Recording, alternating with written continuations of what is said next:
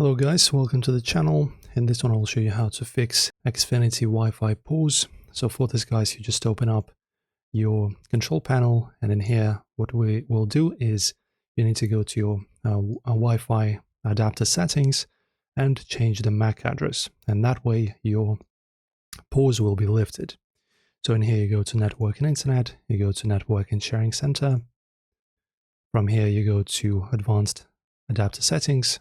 These right here, change adapter settings, and then you choose your Wi-Fi. Say for example this is mine. Then you go properties, then you go configure, and then you go to the advanced tab. And in here guys, I won't have this option because this is not really a real Wi-Fi adapter. This is not a Wi-Fi router, just an adapter.